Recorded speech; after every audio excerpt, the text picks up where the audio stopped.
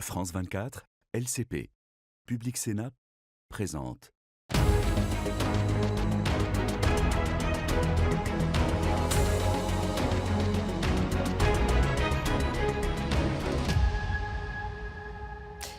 Merci de nous rejoindre à Strasbourg, au Parlement européen, pour parler d'une Europe qui n'a jamais aussi bien porté son surnom de vieux continent.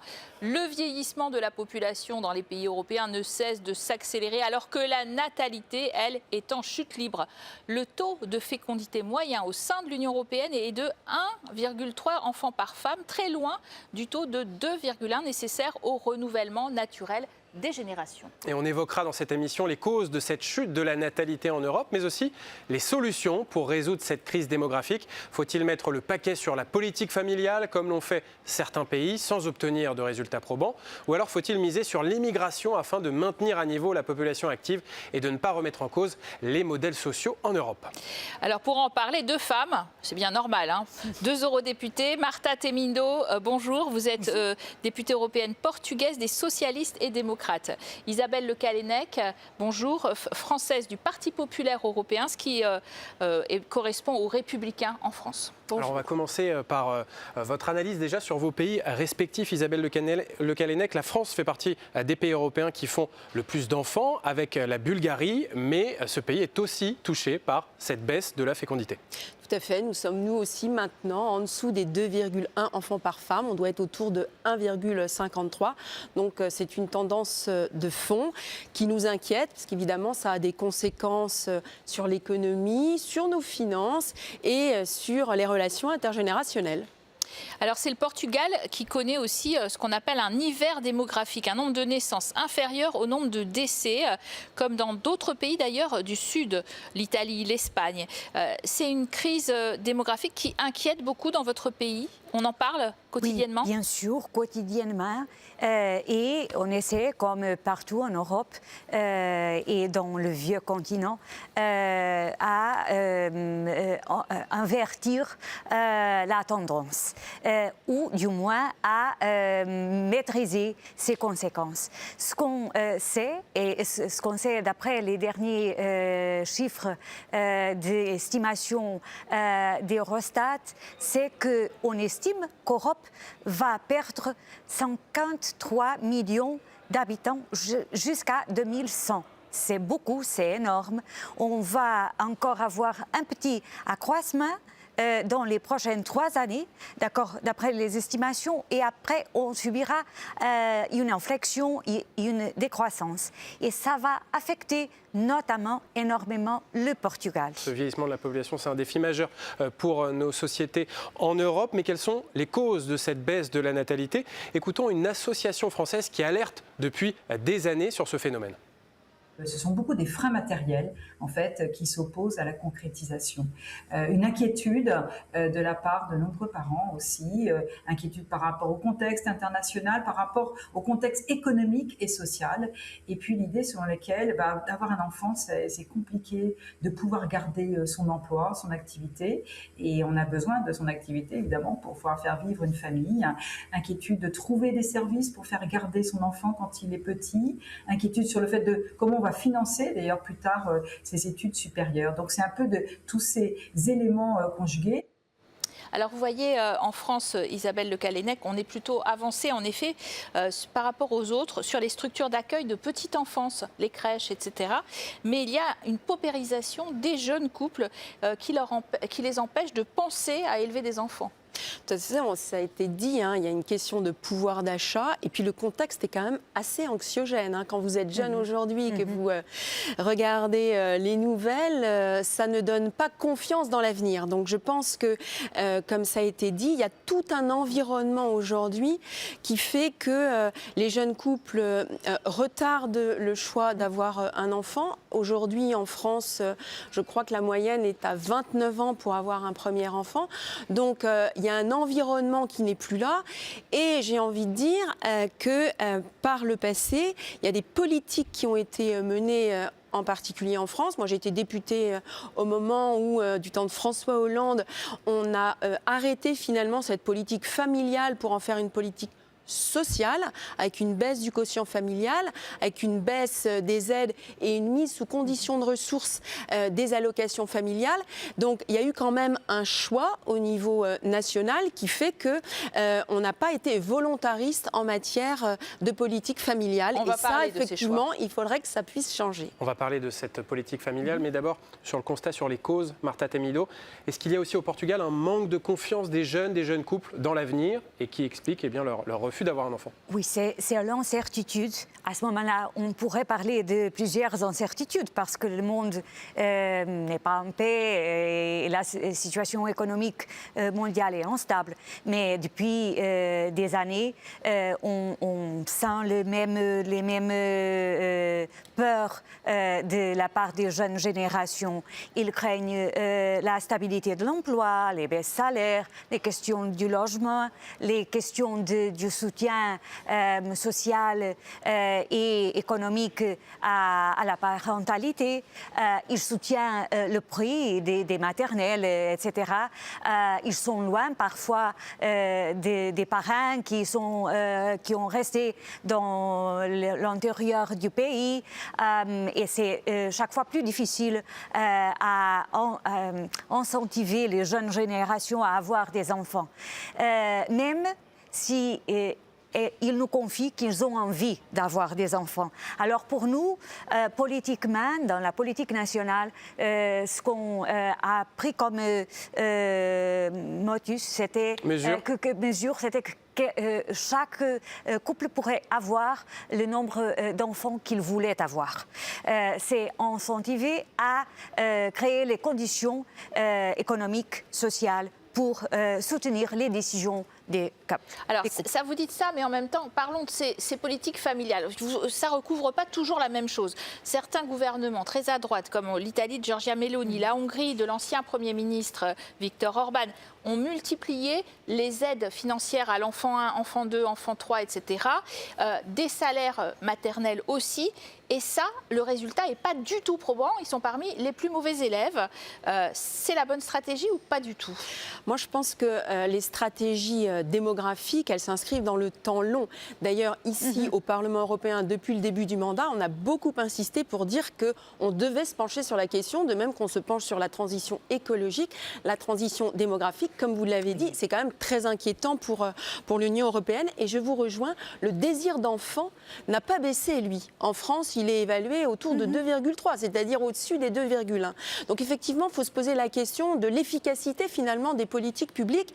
Et je pense qu'il faut avoir une variété de solutions. Là, vous citiez deux pays, moi j'ai envie de dire, attendons, ça ne se fait pas comme ça d'un claquement de doigts. Ce qu'il faut, à mon avis, c'est s'attaquer aux causes, comme on le disait tout à l'heure. Ça veut dire effectivement l'emploi, le pouvoir d'achat, concilier la vie familiale et la vie personnelle, le logement. Moi, je siège ici dans la commission spéciale logement. On a beaucoup insisté quand on a travaillé sur ces sujets-là de façon tout à fait consensuelle sur la nécessité d'aider, de soutenir l'accession à la propriété des jeunes ménages. Vous ne construisez pas votre famille, entre guillemets, si vous n'avez pas déjà votre logement. Donc je pense qu'il y a une multiplicité de propositions. Ça reste une compétence des États membres, la démographie bien évidemment. Je pense qu'on peut s'inspirer les uns des autres de bonnes pratiques. Il faut regarder ce qui est fait. Moi je siège dans un intergroupe sur la démographie et on a commencé à regarder ce qui était efficace ou pas. Ce qui ne l'est pas, c'est ce qui a été fait en France en particulier, à considérer qu'il fallait une politique sociale et non pas familiale. Donc nous, l'idée que nous avons en particulier chez LR, c'est vraiment de relancer une politique universelle familiale qui relance en effet la natalité, la classe moyenne et qui donne les moyens finalement d'avoir, comme vous le disiez, le nombre d'enfants qu'on souhaite, à toute liberté. Alors il y a peut-être un point de désaccord, Marta Temido. Est-ce qu'il faut peut-être davantage aider les jeunes couples qui sont dans la précarité, dans la pauvreté, pour les inciter à avoir des enfants? Je vois pas une réponse sociale. Oui, je vois pas la solution pour gérer politiquement la situation comme séparée en ce qui concerne le soutien pour la famille et le soutien social.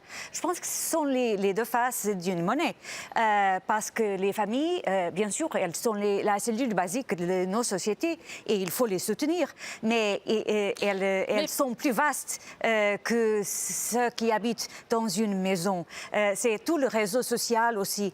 Mais en même temps, la social-démocratie européenne, elle préconise non pas d'aller vers un salaire maternel, etc., qui oblige les femmes à rester à la maison, mais plutôt des structures d'accueil pour la très petite enfance qui leur permettent d'aller travailler. L'équilibre, je pense que l'équilibre entre la vie professionnelle et familiale est un point essentiel du soutien à la parentalité. Mais à mon avis, à notre avis, c'est au couple de décider si c'est la femme, si c'est l'homme, si c'est la maternelle qui va s'occuper des premières années des enfants. Et je peux imaginer que beaucoup de femmes préféreront de rester avec ces enfants s'ils ont les moyens et d'autres préféreront de les laisser dans les maternelles. Si elles existent, parce qu'en Allemagne, on a vu qu'elles n'existaient pas tellement. Alors, l'une des solutions pour éviter cette crise démographique, c'est le recours aussi à l'immigration. C'est la politique menée par l'Espagne, expliquée à l'automne 2024 par le Premier ministre socialiste Pedro Sánchez. L'Europe a l'obligation de construire un discours positif sur l'immigration.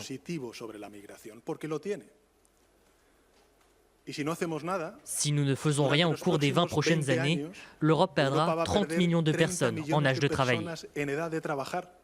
Alors Isabelle Callennec, votre famille politique en France, les Républicains, critiquent beaucoup la politique migratoire du Premier ministre espagnol Pedro Sánchez qui vient de régulariser 1,5 million de travailleurs sans papier. Mais est-ce que l'Union européenne a vraiment le choix de recourir à l'immigration pour maintenir sa population active? En fait, il y a deux choses. Pour nous, il n'y a pas de fatalité par rapport à cette baisse de la natalité. Et on évoquait les solutions.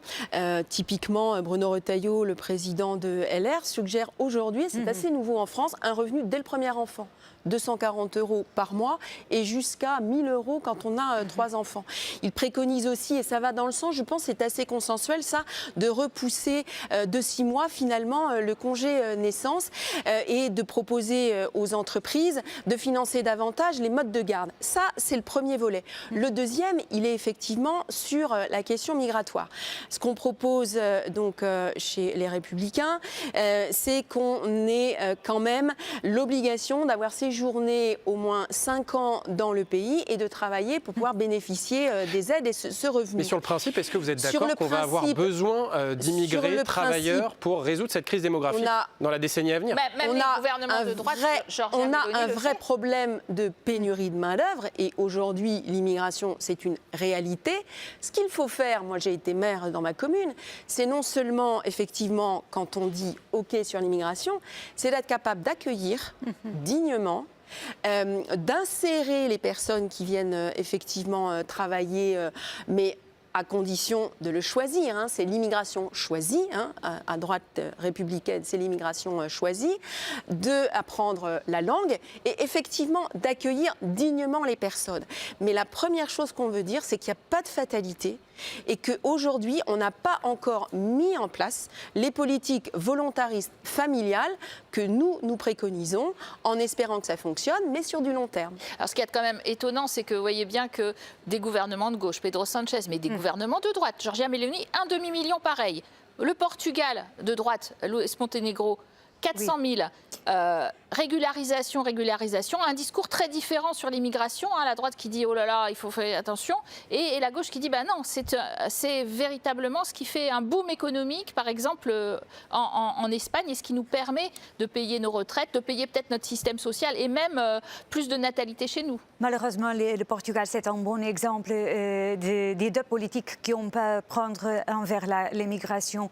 Pendant les 10 dernières années, on surtout après le Covid, on a subi le besoin de main-d'œuvre et on a essayé de mettre en marche une politique plus souple dans l'accueillement des migrants et plus fort en ce qui concerne l'immigration. Peut-être que le choc qui était très rapide a créé des anticorps dans la société. Et à ce moment-là, le pays essaie de mettre en œuvre une politique tout à fait différente. Et la critique politique, c'est qu'on a utilisé une politique de portes ouvertes et que maintenant, on a une politique de portes fermées. Ce qu'il faut dire, c'est que... Donc vous êtes en train de revenir sur cette politique migratoire favorable? Moins favorable. Je pense que pour être équilibré, on doit avoir l'immigration comme une opportunité. Si elle est bien réalisée, elle nous permet d'avoir des opportunités, mais elle n'est pas un outil. Et surtout, elle ne peut pas être un outil démographique. Isabelle Le Callennec, peut-être une dernière question environnementale, car dans cette crise démographique, il y a un aspect de crise de la fertilité. Alors concrètement, à cause de nos produits de consommation, de certaines substances qui sont utilisées notamment en agriculture, quand la droite européenne assouplit certaines normes environnementales, est-ce que ce n'est pas un mauvais coup porté à cette fertilité? C'est un débat qui s'invite effectivement ici au Parlement européen, mais comme je le disais tout à l'heure, dans la mesure où on repousse l'âge de faire des enfants, effectivement, il est prouvé scientifiquement que plus vous avancez en âge, moins vous êtes fertile, entre guillemets, et donc vous avez ce souci-là. Oui, bien sûr, l'alimentation, l'environnement a un impact sur notre propre santé, évidemment sur la fertilité. Donc ce sont des sujets absolument majeurs. On le disait tout à l'heure, la démographie, c'est une politique quand même des États membres, mais moi, je me réjouis qu'ici, au Parlement, on ait conscience que c'est absolument stratégique et qu'il faut trouver des solutions. Je crois que c'est la Commission qui a proposé une toolbox sur la question de la démographie. Je trouve qu'on ne va pas assez loin aujourd'hui sur l'analyse des bonnes pratiques et c'était très intéressant ce que vous disiez tout à l'heure. On a quand même destins liés, les différents États membres, donc et c'est pour ça qu'il y a eu des réactions en France sur la question de l'immigration en Espagne. En fait, on ne peut pas raisonner tout seul sur ces questions-là d'immigration et ni sur ces questions de démographie. Et sur les questions de démographie, moi je suis certaine et j'ai de l'espoir que si on rend confiance à la jeunesse, elle aura de nouveau envie de fonder sa famille. Ce sont des défis européens à relever tous ensemble. Merci à vous de nous avoir suivis. Restez sur nos antennes pour plus d'informations.